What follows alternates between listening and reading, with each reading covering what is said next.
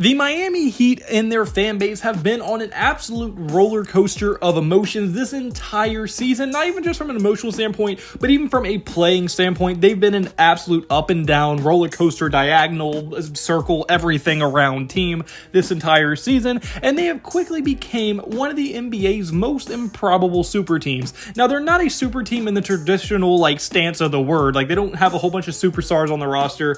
They don't have two guys that they paid super maxes to or anything like that. But they're a super team in the fact that their culture is so far and away better than anyone else's. And on top of that, they may have the best coach in the NBA right now on their team as well. You combine that culture and that elite coaching as well, and you get exactly what the Miami Heat are currently doing. And I just want to get into really their entire season from the beginning to where they are right now and get over to how they are currently sitting only 4 games away and one fat Serbian man away from winning the NBA Finals. So where I want to start is going to be the end of the regular season. This year, they definitely had a lackluster regular season, as if you just go to the end of last year, they had the best record in the entire Eastern Conference at 53-29, and were an extremely respectable team and made it all the way to the Eastern Conference Finals. But this year, they were only able to finish with a record of 44-38, and they were only able to snag the 7th seed, which made them play in a play-in game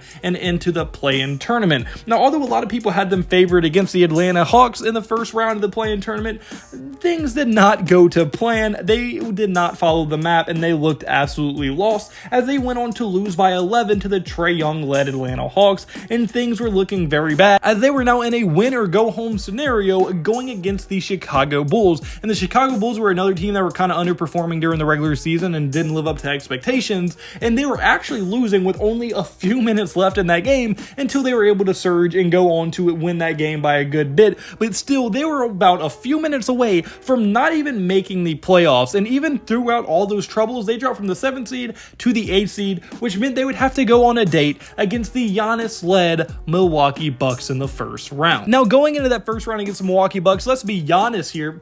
See what Giannis instead of on. Okay. Anyway, let's be honest with ourselves. No one had the Miami Heat even standing a chance, and especially when Tyler Hero went down with a broken hand, everyone in their mom said they have no chance. And they actually started off down 0-1. Then Giannis got hurt and it went to 1-1. And still everybody had Milwaukee winning.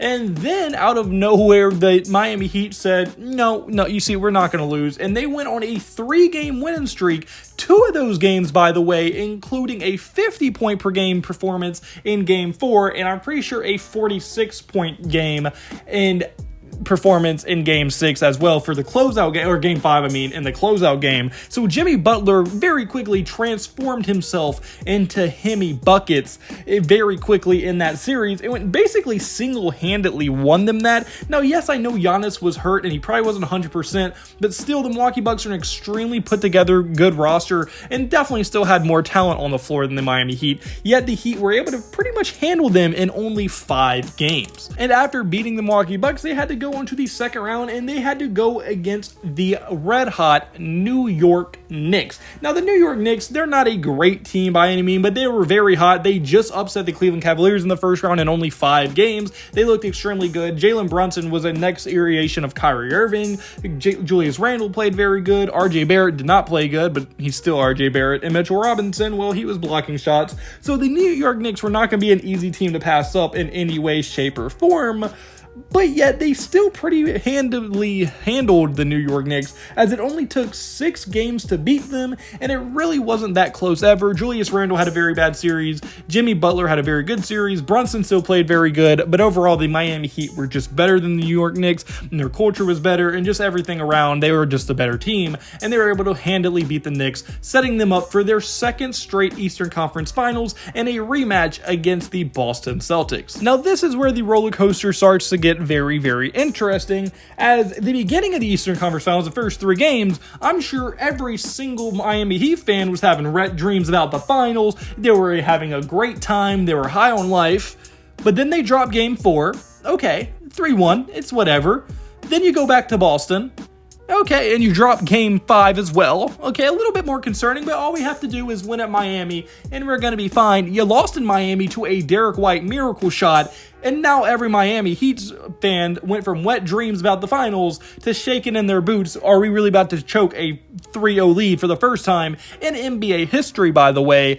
But no, they were able to go to game 7, and for a while it was very, very close, but then about midway through the third quarter, the Miami Heat kind of took over, and it was all Heat from there, and they just were able to outmaneuver and really mental the Boston Celtics, because I don't think there's an argument you can make. I think for sure the the Boston Celtics were the much more talented team in that series. I don't think it was all that close. But their culture, and you could just tell mentally, they were way more ready for that Game 7 than the Boston Celtics were. I think the Boston Celtics assumed Miami might just roll over. They lost. That was a hard loss. And they were kind of buying into the fact that they now should win the series. And I think the pressure shifted back onto Boston after they won that, because now they were expected to win Game 7. And Miami was once again the underdogs. And we all know the Miami Heat are best when no one believes in them. And everybody kind of was like losing faith in them. And the Miami Heat came out and absolutely stomped a mud hole in the Boston Celtics and sent Jason Tatum and Jaylen Brown home, and now people are even questioning whether the Celtics should even pay Jaylen Brown. It's how bad they made him look during that Game 7. But with them winning that Game 7, that now makes them only one of 2 8 seeds ever to make it to the NBA Finals, and that really is more impressive because they had to go through a play-in tournament that the other team did not, and the other team was the 1999 New York Knicks. Now, that New York team did lose to the San Antonio Spurs in only 5 games, and for the Miami Heat to avoid that same fate that New York Knicks team had to face all those years ago, you really have to focus on a few things. One, they have to beat debatably the best player in the NBA in Nikola Jokic, Big Daddy, Big Cock himself, okay? Mr. Triple-Double. Big dub, okay? That's what Nikola Jokic is. He's going to pretty much drop a triple-double every single game, I would imagine. He has been by far away the best player in this playoffs, and maybe, like I said, the best player in the NBA for quite a long time now. And they also have to go against a red-hot Jamal Murray, who's been cooking in the playoffs lately and has looked just like his old self, if not even better. So them two have formed a duo that is extremely, extremely hard to beat, and that is shown as the Denver Nuggets have only lost a total of 3 games in this entire playoff so far, and are just coming off about 2 weeks of rest and swept the LeBron James-led Los Angeles Lakers. So they are feeling very good about themselves. They're extremely rested. They're getting healthy and everything like that, and they're just very much set up for success in this NBA Finals, and all things are pointing to the Denver Nuggets. But like what I said earlier, this is where the Miami Heat strive. This is where Hemi Buckets comes out to play, okay? This is when they start playing very hard. No one believes in them. Once again, everybody has the Nuggets extremely heavily favored. And this is exactly how the Miami Heat get you. You kind of don't take them seriously. And Miami Heat, out of nowhere, get up 3-0 on you. And now the series is over. So in order to avoid that, they had to somehow suppress Jokic, which no one's been able to do. And Jimmy Butler has to have himself an absolute series. And I promise you the Miami Heat aren't scared of them either, because they've already, taken out 2 super teams in this run, as they were able to beat the Milwaukee Bucks and the Boston Celtics. So in their opinion, it's probably like, what's one more extremely good team to beat? It's nothing. Like, we can do that, and I'm sure they fully believe it. I'm sure Spoelstra's going to have them ready, and I'm sure it's going to be a great series. But unfortunately, guys, that's coming up for this video. So comment below, do you agree with me? Do you think that the Miami Heat could win the finals? Who do you think is going to win the finals? Any of your thoughts in the comment section below. If you're playing point, hit the like button and subscribe button in the apps. Word me, and I hope you have a blessed day, because I had a blessed day, so you need to have a blessed day. All glory to God. See you in the next video. Goodbye. Boo. Blah.